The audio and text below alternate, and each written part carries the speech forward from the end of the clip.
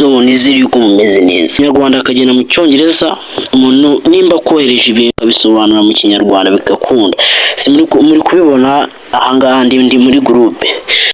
Rero ngiye kukwereka ukuntu wabishyiramo, ukuntu ngiye nabikoze n'ukuntu mba ndi kwandika bigakunda. Reka nandike ngo mezute abo muri groupe.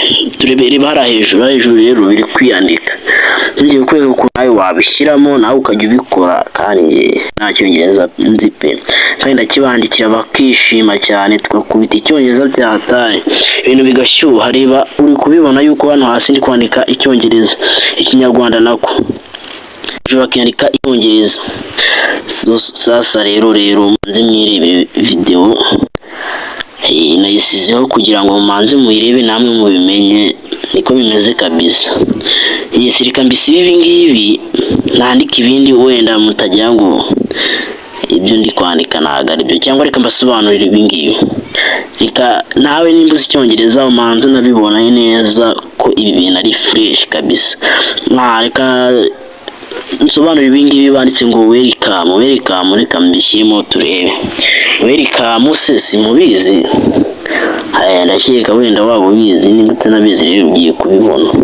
Sasa rero kubona nahinduye icyongereza nicyo cyabanje, ikinyarwanda nicyo gikurikiyeho. Niba ugiye kwandika icyongereza nicyo kibanza hagakurikiraho ikinyarwanda. Kubona hano hambere ari icyongereza ikinyarwanda.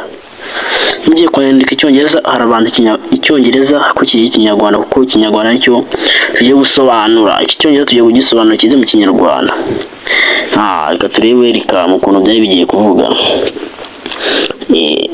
Iyi video rero kuyihutisha cyane, ushobora kwihutisha ugasanga natangiye, kandi natangiye byawucitse wasubira inyuma. Sasa rero ukomeza wirebere video neza ariko nabikoze n'ukuntu byagenze, hanyuma nawe ubikore. Tugiye guhita turangira aka kantu nkavaho dutangira. Sasa rero tumaze turebe ukuntu bayifungura n'ukuntu batangira. Ndahera kuri kamwe ko natangiye, nanjye niko iyi video nayitangije neza ukuntu nawe uri bubikore. Welcome twabibonye, ndakeka mwabibonye. Reka turebe ukuntu yese amusubiza guki. Ibintu yamusubije se nibyo. Uyu mutipe ni uwo muri Kenya. Ariko ndakeka icyongereza kizi nusi tucyandika. Uyu mutipe wase amubwira ngo wati se.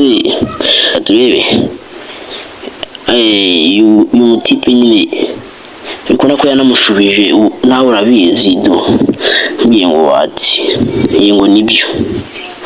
Yaramubwiye ubuse siko yanditse rango nibyo so. Reka turebe. Suri ho gatoranya nanjye nari nibeshye ho gatorana nasizemo kandi hari bujyemo ikamye kuremo ira kugira ngo ukona ko n'undi hejuru hasugumye icyongereza, n'undi wanditse icyongereza kitakibona. Ukona ko handitse ngo nibyo, yese musubiza ngo nibyo.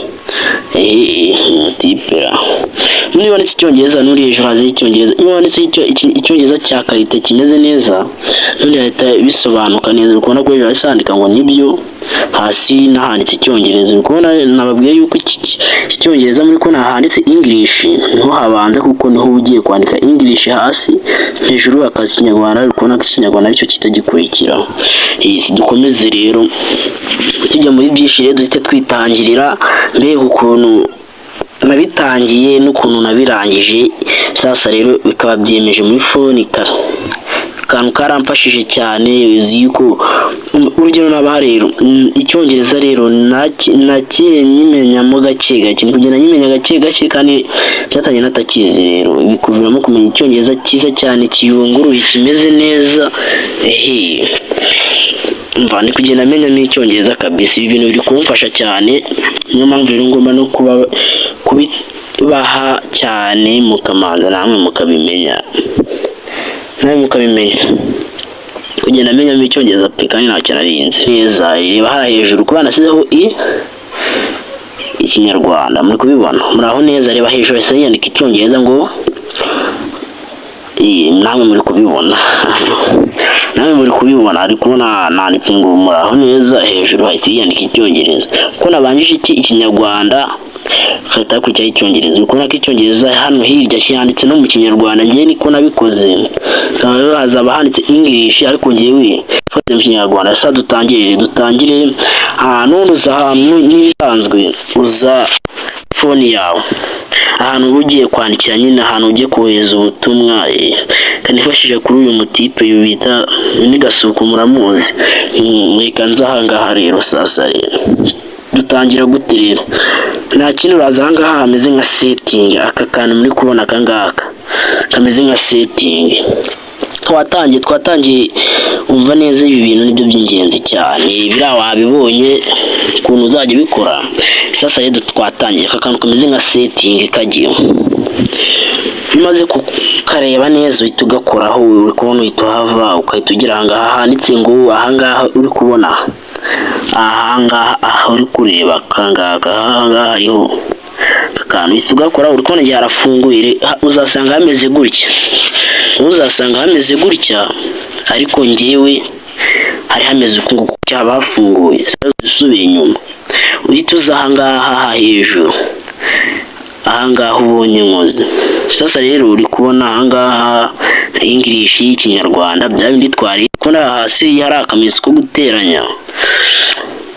Iyo ushatse gukora ukahita ubona indimi nyinshi. Ibi ni ibihugu kabisa, ubishatse washyiramo, ariko English niyo nziza cyane.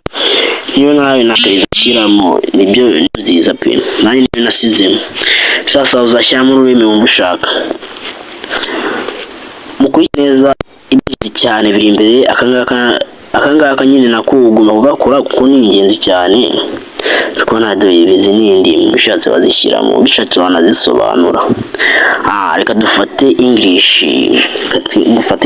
Niyo nziza, ni nayo nshaka ngewe, nayo nishimisha mu buzima. Yewe uzi kuba mwari kuvuga icyongereza. Sasa uraza ukahita wemeza hano hasi, ahangaha uri kuhabona hasi. N'ubundi nawe uzahita ubona bimeze gutya, n'utu tuntu ndi gutambitsa ahangaha nyine ntaranandikira, nawe uri kubibona. Bituza ugakora hariya hasi. Sasa rero de English dusize muri kubona ko zise ziba ebyiri, kuko nyine nari nyifitemo ise yiyongera. N'ikinyarwanda ukubona ko ari ibinyarwanda bibiri byahise byiyongera. Uzatsindagira aho uzamure nk'uko uri kubibona, uzaba watsindagiyeho uzamura. Sasa tuza dusanga yagezemo muri hayo umuntu aba ari kwandikira, dusanga yahageze. Sasa hano tugiye kujya niho hingenzi cyane, dire English ngiriya hari hasi hariya nyine, kandi ugiye gushyira amakanya ngaha. Sasa ahantu tugeze naho ingenzi cyane ariko iyo ushatse ugakora uko ushaka, washyamo ikinyarwanda ukagikoraho kikaba cyagiyemo hasi. Ariko ibyo si iby'ingenzi cyane. Iby'ingenzi cyane dore ngibi, ndabibabwire, dore ngibi. Sasa rero uzaza ukore kuri akangaka uri kureba, manza ukarebe neza witonze, kuko akangaka niko k'ingenzi cyane ariko kurusha n'ibindi byose. Akangaka ngo dore nakahe, dore uzaza ukora ahangaha muri kureba. Ngomba kugakiya kugira ngo bimenye. Hariya uzaza uhita uhindukira ukore ahangaha uri kubona akangaka ku buryo bwawe, nawe uri kuhabona. Uzaza ukora ahangaha. Ahantu niyo mpamvu nahitondeye, ngomba kugenda aho gakeya ukamanza ukahareba neza, ukahakora. Uri kubona yuko hahise haza hahandi hasi nandikira, kubona ko hashemo English ikinyarwanda. Kubona nahise nshyiramo iki ya English mwabonye hano hasi, ariko ya English nasizemo niyo nziza nyine. Nawe ushatse wabikora, ariko nyine uri kubona nkanze kuri English. uri kubona niho hariho V, ukoze ku kinyarwanda niho hahita hajyaho V. uri kubona izi n'indimi izi. Yewe rero phone yanjye nasize mu kinyarwanda, nushaka no kumenya nabyo uzabimbaza. Ngo uzasanga nyine izi ndimi ziri mu kirimi cyazo neza nyine. Ngewe nguricya witonze ugasoma neza, wasanga ziri byanditse mu kinyarwanda. Nuko nyine izina ntabwo ntabwo rijya rihinduka mu cyongereza, yaba ari mu kinyarwanda waba wasize mu kiki, izina ntabwo rijya rihinduka ngo rihinduke ngo icyongereza cyangwa mu kinyarwanda kimeze neza. Reka ziba ziri mu kinyarwanda, usoma neza ukabyumva neza, ariko ntabwo bihinduka ngo bibe ikinyarwanda cya nyacyo cya karite. usabye uko nguko nyine wabibona. Ni nayo mpamvu cyagiye mwabonye icyongereza cyanditse mu kinyarwanda, niyo mpamvu mwabibonye. Sasa rero ahangaha katube tuhakwamyemo gakeya, dukomeze turebemo English, dufate English twikomereza. Izi ni indimi naberekaga, namwe izi muzazisangamo. Ugize ikibazo ugasanga ikinyarwanda kitarimo, nawe byatangiye ikinyarwanda nyiburamo, ariko nyine ni bakeya bibabaho. Nawe nasanze ikinyarwanda kitarimo, ariko nawe urakibonamo pe, ndabikwijeje. Ikinyarwanda uraza kukibonamo, nawe byatangiye natakibonamo, ariko uri kubona ko kirimo. Nawe rero ushobora kusanga kirimo, usanze kitarimo wambaza, kitarimo rwose wambwira ati ikinyarwanda nta kirimo. Sasa rero ukubona nkoze ku kinyarwanda, ukubona ko icyo kise kijya ahangaha. Sasa rero narike mu kinyarwanda zahita bigenda mu cyongereza, ukubona cya cyongereza nakubwiye ati icyongereza cyanditse mu kinyarwanda. Icyongereza ngiki rero hano mu bumoso, mu buryo nako ngiye kuvuga mu bumoso, reka. Sasa rero dukomeze. Uri kubona nanditse ngo bite, reka mbisibe ibintu, nandike ngo kira amakuru se si nguko se biba bimeze. Iki cyose cy'amakuru si uko kiba giteye se, sinakeka aricyo nayo iki, ibi ni karite kabisa. Uri kubona ko bahanditse ngo bari kubibona nawe. Sasa rero ukubona hasi nanditse amakuru, rero kana ndi kugira ngo uvuga ati ibintu ni by'ukuri, ibi bintu nawe uri kubibona neza, ko ndi kubikubwira nawe uri kubibona, ndi kwandika nawe uri kubibona. Reba hano hasi ngiye kwandika, nandike mu kizu, nandike ngo ikamindure nshyireho icyongereza, sibyo subura, nandike mu cyongereza nabyo mubibona. Iyo wanditse mu cyongereza rero reka nkwereke nabwo, reka nyikoreho. Uri kubibona icyongereza ko nuko hajyaho English rero ukuntu bishatse ahangaha wanakandika bimeze uko nguko muri kubibona. Ushatse wakoraho gutya bikiyandika, kubibona ushatse wabikoraho gutya bikiyandika. Rero uri kubona iyo ukozeho gutya ikinyarwanda kitagihinduka, kuko hano hasi utasizemo English. Hasi ahangaha hasi nyine ukubona yuko hasi hasubiraho ikinyarwanda, bituza kuri English.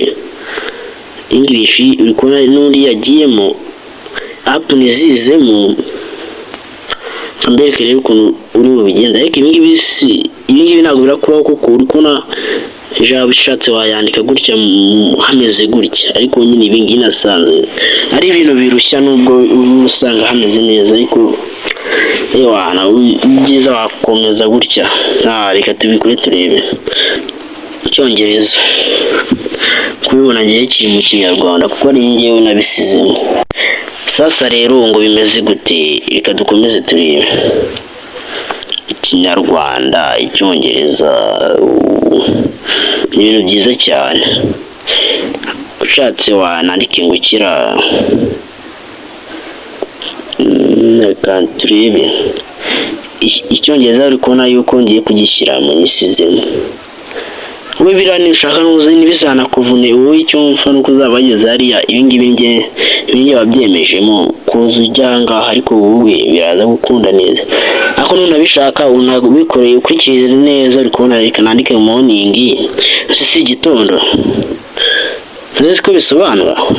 Reka mbisibe, kubona ko ibintu biri ko biraza. Noneho uri kubona dusizemo ikinyarwanda, uri kubona wanditse mu kinyarwanda hejuru haza icyongereza amakuru, n'undi ni bya bindi. Muri kubona ko ari ibyo kabisa. Aka kantu nabyo byatumye mvuga ati reka nkabahe namwe mumaze mukarebe neza. Ushatse wakandika hameze gutya. Aka kantu nyine ni keza cyane, naragashimye cyane. Bashaka no kumbaza yahita nyandikira